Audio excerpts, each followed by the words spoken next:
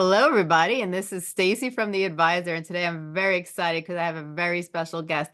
He's my good friend, Michael Moltan, and he is known as M2, The Rock, and he focuses on addiction. And he helps so many people with coping with addiction and moving on with their lives so they can have a happy, healthy, and productive life. So I'm going to give the floor to my good friend, Michael Moltan. And before we go, I just want to make you realize that he is part of our podcast community, and he has his own podcast on The Advisor. So check him out. Listen to all his previous podcasts because they are really good and you're going to get something great out of them. So, Michael, take it away. Well, thank you.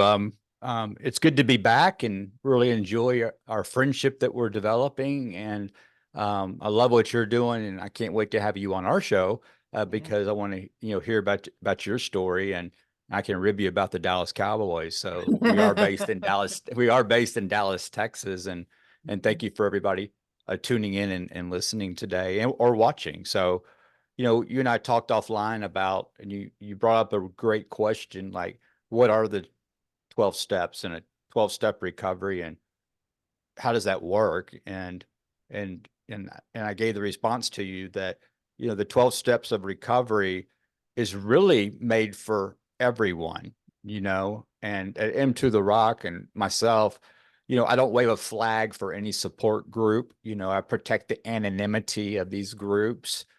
So, when I mention like NA, AA, or anything that ends with A, I want everybody to know that I do respect the anonymity of these programs. But, the 12-step program, I'll read this. 12-step programs are international mutual aid programs supporting recovery from substance addictions, behavioral addictions, and compulsions. Developed in the 1930s, the first 12-step program, Alcoholics Anonymous, founded by Bill Wilson and Bob Smith, aided its mentorship to overcome alcoholism. So it really goes back in history. It started with the Oxford group. I guess that's in England. Is that correct? I think so. Yes. The Oxford College, but that's where it started as a Christian a movement. And they kind of started out with like 6 steps. And the first step, we admitted that we were licked. That was the word for word what it was.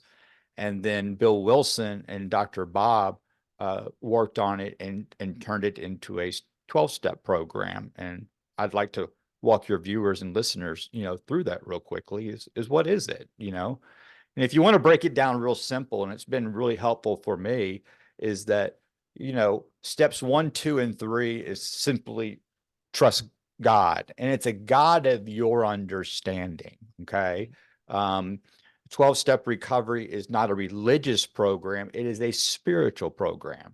And I want to emphasize that. So 4 through 11 is where we clean house. We clean house, and we go back and look at the wreckage of our past that we have caused, and we clean house. And then step 12 is, having had a spiritual awakening as a result of these steps, we carry the message forward in any way that you can do it. I do it. I'm not anonymous, obviously. And, my bottom was so low, it was impossible for me to be anonymous because everybody knew I was a train wreck, drug addict, alcoholic. But what I was really doing is I was trying to find, um, solutions to trauma, pain, and suffering. And so I was seeking everything visible to try to fix my invisible problems. So let's just jump right into it, Stacey, if you don't mind. Oh, yeah. Step 1 is we admitted we were powerless over alcohol, that our lives have become unmanageable. That's where we get into true honesty. And to break down step 1, it's the most important step. And what's interesting about the 12 steps, the only time alcohol or drugs is mentioned is in step 1. That's the only time it's mentioned. The Hmm. rest of the steps, like I said earlier, it is a self-inventory and then a spiritual awakening and sharing it. But to break down is that we admitted that we were powerless over blank: drugs, alcohol, sex, work, exercising, gambling, internet, everything visible that has become my source. Okay. Um, but it's actually a resource, um, has made my life unmanageable. So if you're a family member of an active addict or alcoholic or, infidelity, or somebody that's doing that in the blank, you're actually admitting that you're powerless over that person, you Right. know, and that your life has become unmanageable. Let me break down the word powerless. Here's what that means. Um, I'm not going to drink today. I'm not going to do drugs today. So let's break down step one. We admitted that we were powerless over blank. So in that blank, we can put anything in there that we could put our son or daughter's name in there that is an active addiction. Okay. Drugs, alcohol, sex, gambling, pornography, work, exercise, service work, anything that has our life unmanageable, and we're powerless over that. So what does that look like? Okay. I'm not going to drink today, and I mean it. Okay. Hmm. And I end up drinking at 3 o'clock in the afternoon, and I can't stop, and I do it again. I'm powerless over this. I'm Right. completely powerless over it. And as a result of doing this for a long period of time, my life has become unmanageable.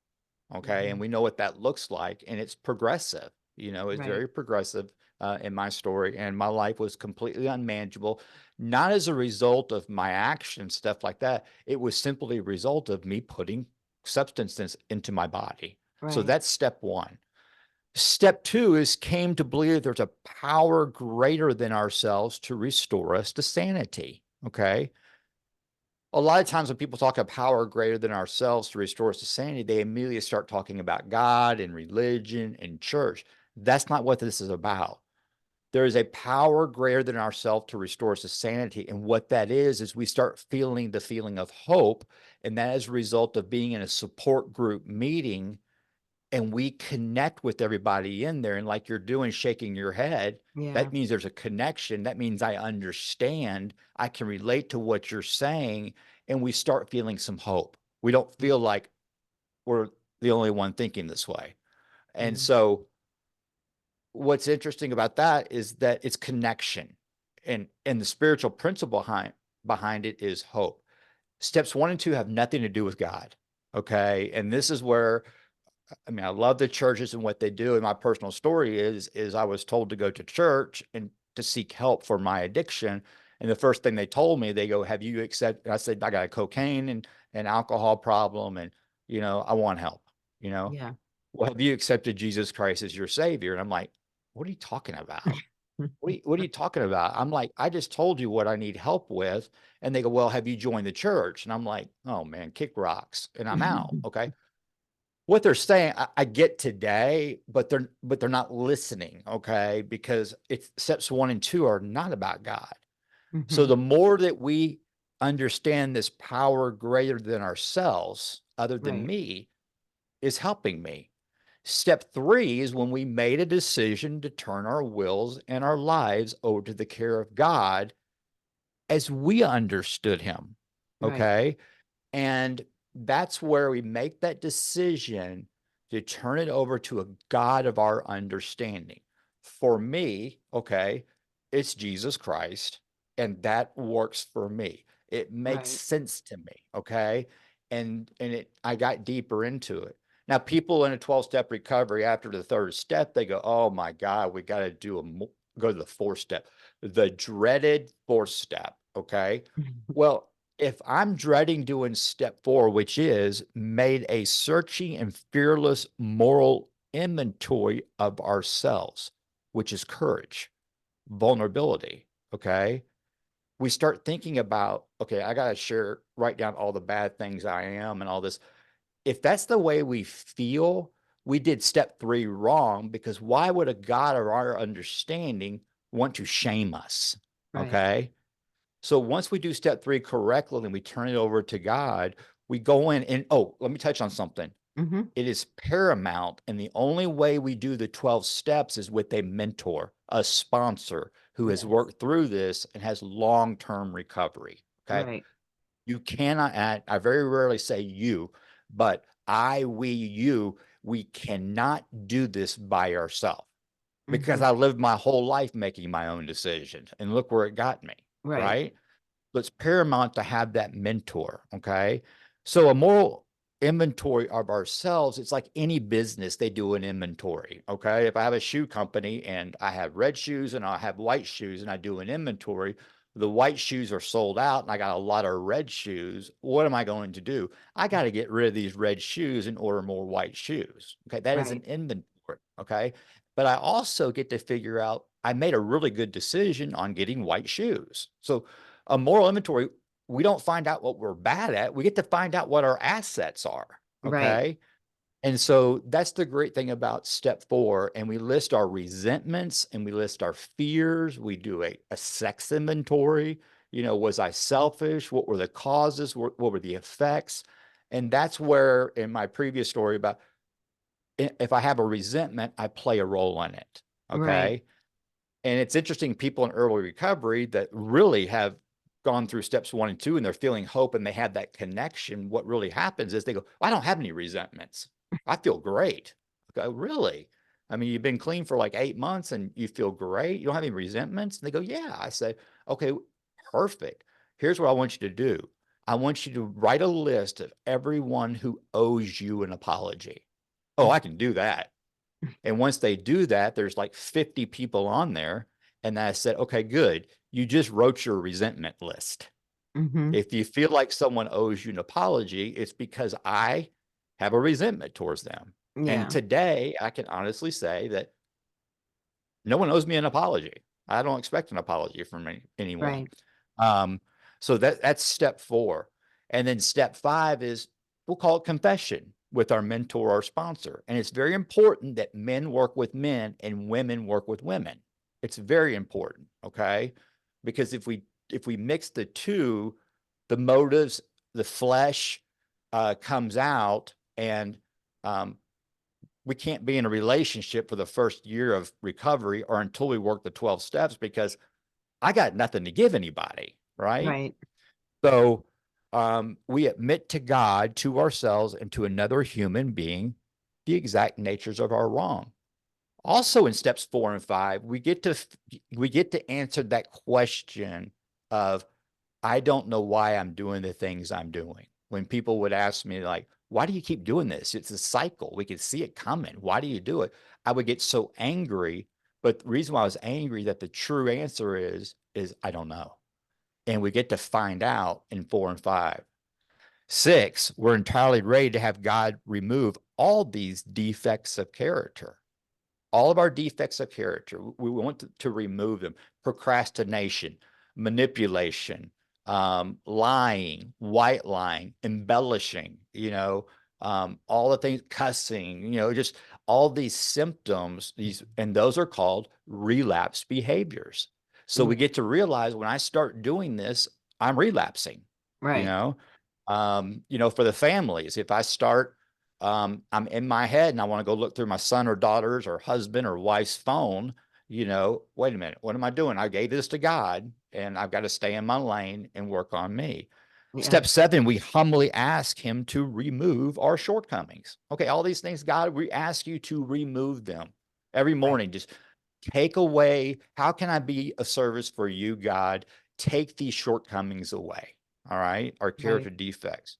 Now, now we're getting to some really important stuff, and this is why it's paramount to have a mentor or sponsor. Step 8 is we made a list of all we had harmed and became willing to make amends to them all. We don't go do that, okay? And we work these steps in an order for a reason. For so long, it was like, hey, just let me back in the house. I apologize, and I'll stop drinking, okay? Right. And they would let us come back in and we'd be drinking 8 hours later or sneaking it, hiding it, and all that. Okay. Right. That's why we work in order. Step 8, we don't go apologize and make amends. We just make a list and we walk through it with our mentor and sponsor, each one. Because step 9 is made direct amends to such people wherever possible, except when to do so would injure them or others. Example, if someone were to have an affair, okay, and you don't go to that man and sit down with them and say, hey, I need to make amends. I slept with your wife. Right. Okay. And he didn't know. He's like, whoa. Okay. That would injure others. Okay. Um, there are people who will never forgive us. They don't understand it. And those people probably need to work a 12-step program. They're just Yeah. comfortable in their resentments. Okay. We don't go stir that up. And our mentor will say, we're not going to do this one. Well, how do we make that amends? My mentor had me write a letter to that person, and I read it to my mentor, and then we shredded it and threw it away, Right. to get that. What about someone who died? What about, and I owe them money? We make financial amends. What if someone died and I owed them $800? Hmm.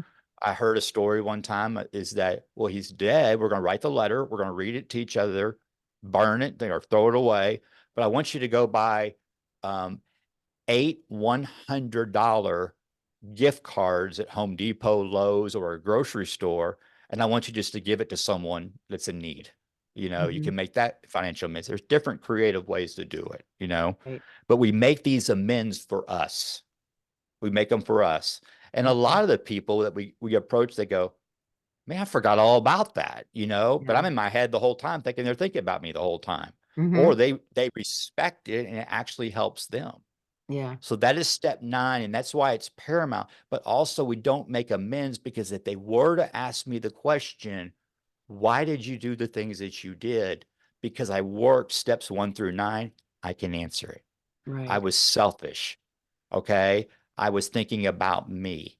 Um, and I'm here to sit down with you to know, how can I make this right? Right. And that's a true amends. And that's step 9. Then we get to step 10, and we continue to take personal inventory. And when we were wrong, we have promptly admitted it. Okay. That is like every night I check myself every day, is that, you know, did I, do I have a resentment? Okay. Hmm. At night, do I have a resentment? Um, do I owe anybody an amends? Like I call you up, hey, Stacey, I know it's getting bedtime, and I want to call you up and say, you know what? Um, this is bothering me. You texted me this morning, and I didn't respond back to it. I saw it. I just kept pushing it off, and I procrastinated, and I was wrong. And, I apologize. And I don't say I'm never going to do it again, but I say, Right. how can I make it right? And you're like going, dude, you're tripping. I mean, I'm not worried about it. I knew you'd get Yeah. back to me, but I make the amends for me. Because that old saying, don't let the sun go down, uh, Right. being angry. And so that's what that is. Then we get to step 11, and we sought through prayer and meditation. Meditation is very powerful, and that's not like, that may work for some, but it may be me, is I just get in a quiet place and just breathe, because Right. because of my past trauma, I hold my breath. Yeah.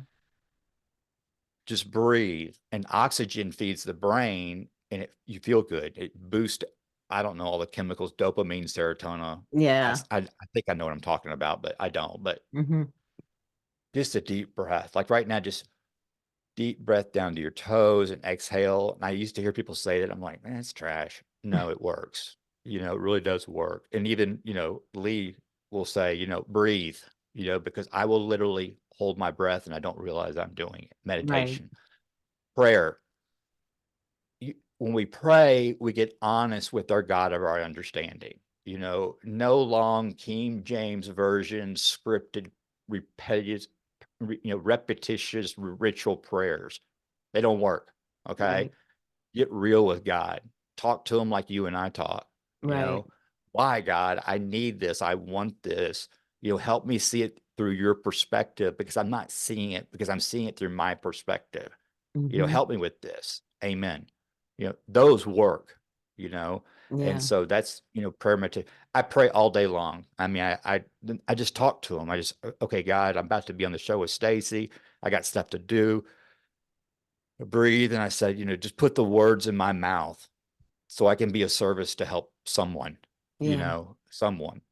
Then once we finish that, okay, having had a spiritual awakening as a result of these steps, we tried to carry the message to others and practice these principles in our in all of our affairs. Okay. Yeah. So I want to show the world who Christ or God is. I don't want to tell them. I want them to see it. Yeah. And the way they see it is when we are vulnerable. Vulnerable is brave. Yeah. Transparency is brave. And that's when someone will say, man, when you walk into the room, you just light the room up, Hmm. and there's just something about you that I want. And we don't even say a word. Right. Okay. We can walk into the room and darken the room. Okay. Active addiction, when someone walks in and they're trashed, you see it Yeah. because it's what's happening within. Right. But when we have a spiritual awakening and the spirit is working through us, it works the same way.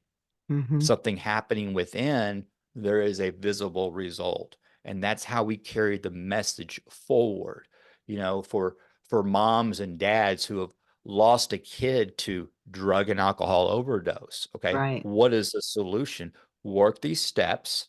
Okay. And having the awakening, you get to pay it forward to help another mom and dad Right. who is suffering with this, saying, Yes. and, and they can relate. They find a power greater than themselves that can restore them to sanity, step two, and they have Right. some hope because there's connection.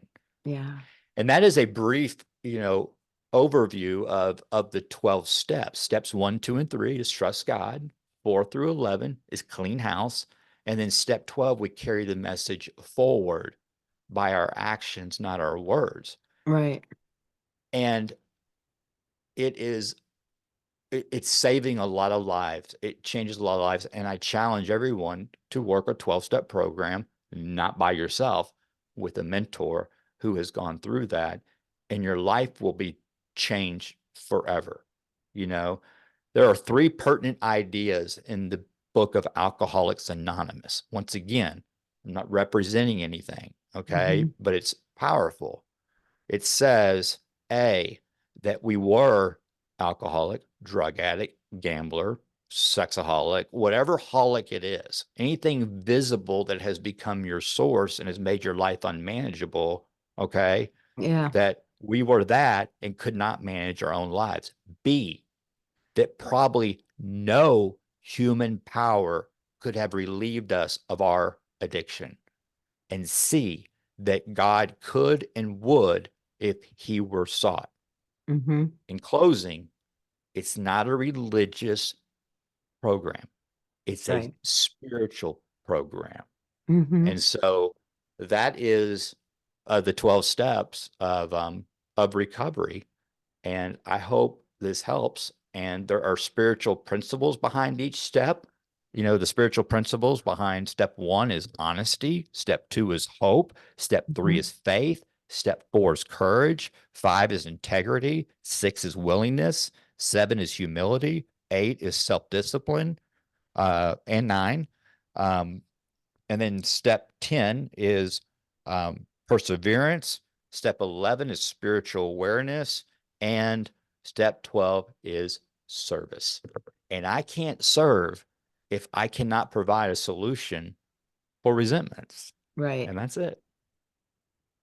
Does that I make love it. sense? Oh my God, it makes so much sense. And what I love about Yeah. it is that you could take these steps and apply it to any part of your life. You don't have to be, a quote unquote addict, even though we all have ad addiction tendencies. Everybody does, but you could take this and, apply it to your life and live your life with these principles, and you actually can become a better person and become a happier person and actually serve your community and serve yourself in many ways, and really turn your life around just by applying these 12 steps, because you don't have to hit the bottle or be doing drugs to do a 12 step program. You could just take those principles, apply it to your life, and you could see a vast improvement in your life within months.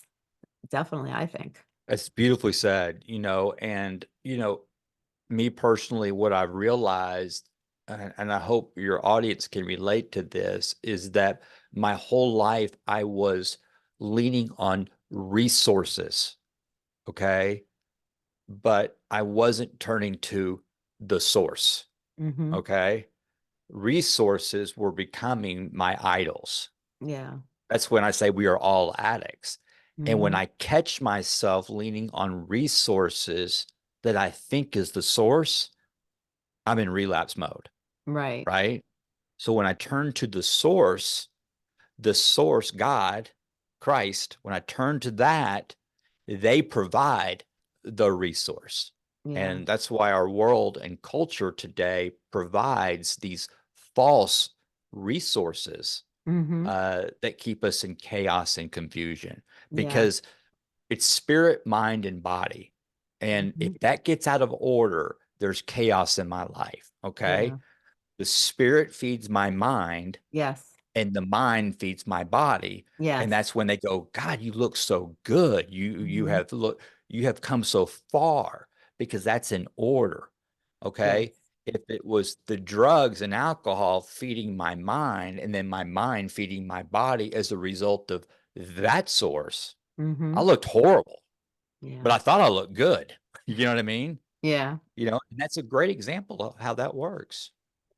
And I always say that, it's your spirit that feeds your mind and then your mind feeds your body. And because a lot of people have it mixed up and they think that the mind really feeds the body and then comes the spirit. But really it's the spirit that feeds the mind. It's like your heart, your spirit, your inner self is always speaking to your mind. And your mind is always giving your body the tools and it's talking to you. And if you listen you will hear the guidance, you will hear the direction. It's just getting to that point where you're in that spiritual mode where you could understand who you are as a person and really understand the signs when your body is giving you the signs or words are going through your head or you're getting that intuition or your body's reacting a certain way. It's your body talking to you. It's your body Yeah. giving you guidance and telling you direction. And it's up to us. Are we going to listen? Are we going to really connect with our inner self and really listen to what it's trying to tell us? Beautiful. That's so well said. I mean, that's so well said. And, it is it's the 12 step, it's about progress, not perfection. You Right. know, I sat here and it just hit my brain for a second, okay, that I want to apologize to you about the glitch that happened because my Bluetooth got disconnected and I couldn't hear, you know what I mean? Mhm. And and so I'm powerless over that. Right. It just happened, and Hmm. we adjusted and we pivot. We don't, you know, the old me, I would have got mad and I would have said it's on your side, or I wouldn't Yeah. take any responsibility. It just happened, Right. and we just roll with it. Yeah.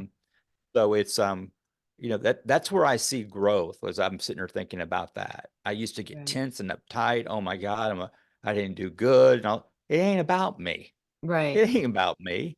Yeah. And so that's growth for me. And I really enjoyed this topic today. Yeah, me too. And I think we have so many perfectionists in our society. And, I don't believe in the word perfection because there is no such thing. And, Nope. people have to kind of roll with it, because things aren't going to turn out exactly the way you want it. And, everyone has their own individual perception of what they think perfection is, but perfection does not exist in our society. And when things don't go exactly the way we want them to, we have to just accept it and just keep going, Yeah. and there are reasons sometimes why things don't happen the way it is. Yeah, I sometimes I believe, everything happens for a reason. And if it doesn't exactly happen the way we want, you got to just learn how to accept it and move on, Right. and I That's a think, good point. There is nothing wrong, and God wants us to set our goals high, hmm, okay? But make sure it serves him, right, okay? Not to serve me. right, But we set our goals high, but we lean on him as the source to reach those goals. hmm, The enemy, the disease, the dark side, Satan, that's how he works on us to go, first of all, you can't make that goal. There ain't hmm, no way. You're no good and all that stuff. And that's where we can't hear that. And that's where it's really important to have a mentor or sponsor or therapist to run these thoughts by. And yeah, they'll just sit there and go, no, you have set great goals and you are worthy and you can get it. And, but here's the key. Do not have expectations. Yeah. Okay. Because when we shared in the last show, expectations 100% of the time, 100% always sets us up for resentments. Yeah. Always sets us up for resentments. So set goals, but no expectations. And when we set those goals, okay, we set the goals and making sure that it glorifies God of your understanding. For me, it's Christ. It glorifies that, Mhm. that it's not about me and that my motives are pure. Right. And that's what's working for me today. Do I, when my eyes are open, do I do that? If I'm awake for 16 hours, am I doing that for 16 hours a day? No. Right. But when I get disconnected, I recognize it. I Hmm. will recognize it. And that's what the 12 steps have taught me. Now, the 12 steps I have learned today and writing this book that we're doing, 300 Miles, is that I've gone back and opened doors and looked at my childhood trauma and I looked at my trauma throughout my life that, happened to me. The 12 steps helped me understand the role I played in it. Hmm. It has helped me forgive, and I've truly forgiven everyone. Yeah. And I see why God allowed it to happen. I see it through his perspective. Hmm. I have been told to seek therapy on my trauma, and I just kind of shrugged it. Hmm. Um, but now I'm going to make that move to go seek therapy on my trauma.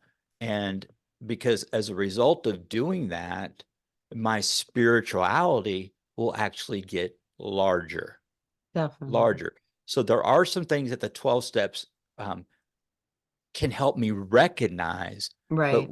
I have to seek outside sources to address this trauma. And Right. that's the order that it worked for me. Because a lot of times we go work, with the trauma and we leave. Well, I'm not saying we, as a kid, I would go see these psychiatrists and psychologists because the parents say just fix him. He's just hyper. Yeah. Um, but it never helped me because I couldn't get honest. I didn't feel safe. Right. Um, and I always felt like I was a victim. I Hmm. didn't understand. So Right. for me, the 12 steps helped me understand. I go, you know what? I need to go seek this, seek Yeah. help for this. So, I think one of the biggest things that I learned is that we have to realize that the past is the past. We can't change the past. We need to focus on the present and, make constructive changes in the present and to build a positive and sustaining future. And I think, that was one of the biggest things that really hit me is when I was taught that because we tend as individuals, so many people hold on to their past and they can't let go, but we can't right. change it. So what's the point? Let's end with this. When we go into the future alone in our head, there's anxiety, worry, Yes. paranoia. Okay. Mhm. When we go into the future with our mentor, sponsor, therapist, so when we go in the future together, there's Yeah. hope. Right. When we go into the past alone, there's resentment, anger, rage, depression. Mhm. Depression's a huge topic. Oh, yeah. 100% of the times when I'm depressed, I'm thinking about me, you Mhm. know, and, sometimes I get just real comfortable there. I just want to stay there. Right. Um, but when we go into the past, all right, with someone else Yeah. to look at something, Mhm. guess what we get? Wisdom. Mhm. And we Very get to true. see it when we go into the past with someone else. That's where I get to see things through God's perspective and go, I see. And Mhm. then I get to share that with others. Yeah. You know, our book is, 300 miles is we're not demonizing anybody, nothing like that. Actually, when they close the book, the people who did me wrong, okay, I realized the life that they grew up in was the only tools they had. And then Yeah. I also realized that, you know, how I look at it through God's perspective and not mine. And Right. in the book, when they close and finish the book, those people are actually the heroes that got me to where I'm at today by me looking at my role Yeah, and looking at it through God's perspective. right. And I think that's very important is that we sometimes we have to look at the past, but we have to also acknowledge our mistakes and forgive others also for their mistakes because, sometimes when you look back and you think about how the shoes that those people walk through and maybe the dysfunctionalism that they had to go through in life, maybe that's why they are who they were. And that's why they are who they are today is because they had that dysfunctionalism going on in their family, and that's all they knew because that was the environment they grew up in. And That's correct. And fortunately, that yeah. is absolutely correct. And, it's a great program for everyone, to work. And, they have Celebrate Recovery. They have, all the A's, AA, NA, CA, Yeah, HA. They have Al-Anon, Alateen, and, it's all 12 step. And, and once again, I don't represent any of the groups, but those are the ones, that are all out there that are public. You can Google any of them, right, and so it's the most successful program. If you look at percentages and all that, that is the most successful program that's out there. It doesn't cost anything. I mean, right. you put $1 in the jar or $2 in the jar, you don't have to put anything in the jar. Right. It's fully self-supporting. So if you had to take everything that we talked about today and emphasize on a couple important factors, what turning points, what things would you like to emphasize that you think would really help people understand the importance, that the message that you're trying to get across today? If I don't know why we are doing the things that we are doing, Hmm. this program will answer that question, Right. because the problem with me always is what's going on inside me. Yes. And I have to address that. And, on step 4, we talk about resentments. The first person I put on my resentment list was me, Hmm. because that's what I was the most resentful at, didn't realize it, because, and that's where I started looking at the role that I played in it. Because if I Right. have a resentment, I play a role in it. So to Yeah. take away that is to answer those questions. I don't know why I'm getting angry. I don't know why I yell, scream, cuss. Where's this coming from? I don't know why. Um, I'm addicted to all these things. All right. And when my loved one is saying, why are you doing this all the time? Why do you play golf 9 days a week? All this stuff. Deep down inside, the answer is, I don't know. We don't want to say that, but we get angry Yeah. because we're hearing what we need to hear. And that's the takeaway on this, is that the 12 steps will answer that question. It will make you a better businessman. It will make you a Mhm. woman. It'll make you a better leader. It will and create a spirituality like no other. Um, and a lot of people out there, like, we're raising the meaning of rock bottom. What does that mean at Into the Rock? Everybody who still has everything. That's not my story yet. Okay. Right. This is the time to do that inventory on yourself. Right. Now, when your book is your book currently out right now? Oh no. In fact, right when we get off this show, I get right back on Zoom to do writing session. We're looking at August, September release, Oh, 2024. nice. Yeah. Oh, that's awesome. Because I And really look it's a, forward to reading it. yeah. And, doing the book is, going, back into the past. And that's when I really realized, my addiction psychiatrist has suggested it to me to get help on my trauma. I haven't done it. My sponsor suggested it, and that's where he taught me that the 12 steps, there's some things that, it'll expose it that you need more help on, Yeah. that a sponsor is not qualified to do. Right. Um, my sponsor is a world-known traveling singer, songwriter, musician. He goes, "That's what I do. I'm not a doctor." Yeah. And, and then my fiance, brought to my attention, who's brilliant, who is, we're starting a series on the brain, a a seven episode series on the brain, and Very cool. she suggested it, and then I was, um, and so I and then back to the book, I really realized um, I have undealt trauma. Hmm. Doesn't mean I'm doing it wrong. I just need to deal with this and see why stuff is triggering me as a result of writing, working on this book. Yeah. Because once again, doing the book, I'm vulnerable, I'm transparent, I'm putting it all out there Yeah. um, on my actions. And so um, I want to, in fact, I start therapy this Thursday, um, driving down to San Antonio, Texas he was just a guest on our show, Dr. Rob Kelly, Hmm. who is a trauma specialist and recovering and male. And so I'm gonna go down there and work with him for 3 straight days. And so I look forward to that.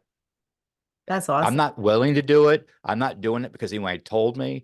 I'm doing Hmm. it because I want to, Right. because I want this pain to go away. Yeah. And that's important. We have Yeah. to do it because we want to. And, so many times I have tried to push people to do things because I know it would be better for them. But if the person's not willing to do it, then it's a useless cause. They have to hit that rock bottom, their own rock bottom and Right. want to change, in order to change. And keep in mind what you just said there. They had to hit their own rock bottom. But at Into the Rock and what we are doing, we are trying to raise the bottom. Yeah. And how do we do that is by me sharing my personal experience, strength, and hope, what it was like, what happened, and what it's like today to raise the bottom for Hmm. families, the loved ones, and for the people who are seeking visible things to fix their invisible problems. Right. Okay. So that's what our goal is, to raise that bottom. Yeah, and I think that's amazing. And I think that's so needed in our society. And I love also the part about forgiveness and your technique on forgiveness because I feel Mhm. like it wasn't you don't have to hear the other person say I'm sorry. It's you writing that forgiveness letter and letting it go. Just letting it go. That's I right. forgive you. They might have been in the wrong, but we might have also actions that contributed to it. We have to be honest with ourselves and we just have to let go. And like you just rip the letter, like you said, and let go. And I felt like when I started to forgive others and not have to hear them say it, because so many people want to hear the other person say it, I felt like a brick was just lifted upon me, Yeah. and it was like an Well, amazing remember, feeling. if remember what I said based on my personal experience, if I am wanting to hear someone apologize to me, okay, it's because I have a resentment Yes. towards them. Hmm. So I really can't forgive them, Right. okay? Because true forgiveness is accepting the role that I play in it, Hmm. okay? True acceptance has no resentments. Yeah. That's what it is. Very true. So true. Now, if people wanted to get in contact with you, where can they find you? Go to our website to M2, the number two, therock.com. Great website. It's got resources. It's got, you know, a place where you can donate to our nonprofit that helps people, what we're talking about, that Mhm. financially can't afford it. And they go through a vetting system where we need to know that they're willing, you know. Right. Um, and so we do that and provide, scholarships for them to do that to M2 approved facilities. That means I have toured it, met with the owners, and I approve it, and it's legit. There's a lot of dirty treatment centers out there. Yeah. Um, and then I also make sure that they have programs for the families. It addresses everything. Right. Um, that's our, the nonprofit. And then you can, book, have me come speak or be on a show. There's a page to book, M2, and then all sorts of data. So that's M2 at m2therock.com. And on each page are our social media handles to follow us, for our social media team is great. So we always pumping out daily, inspirational stuff that everyone can relate to. Right. It's not about drugs and alcohol. It's for all Yeah. of us. It's all of them. Yes, definitely. This has been amazing, Michael. Again, Stacey, you're amazing. Well, you're amazing too. I love Yeah. having you on the show, and I'm so glad you took the time out today to come here and talk about this. And I think it's so important that people understand that the 12 step program is not just about for the quote unquote drug addict or alcoholic, Yeah. it is for everyone, and it could be Yeah. applied in everyone's life and make such a huge impact in Right. everybody's life if they took the time to understand it, to learn it, to absorb it, and to live it. It will change. Listen, we'll end with this, okay? Work the 12 steps. And if you haven't felt a spiritual awakening or change in your life, we will refund all your misery. Yes. I like that. I like that. Yeah. Thank you, Stacey. I Oh, appreciate it. you're very welcome. Thank you so much for coming on the show. I can't wait to talk to you next time. Everybody, Michael will be on. Yeah, he's coming on, every couple of weeks he comes on and he talks about great topics. So, keep an ear open, listen to his previous podcasts, and he'll be back soon to talk about some other great stuff. So, thank you again, Michael. It's been wonderful. Thank you. And thank you to all your viewers and listeners. Oh, you're so welcome. Have a great day.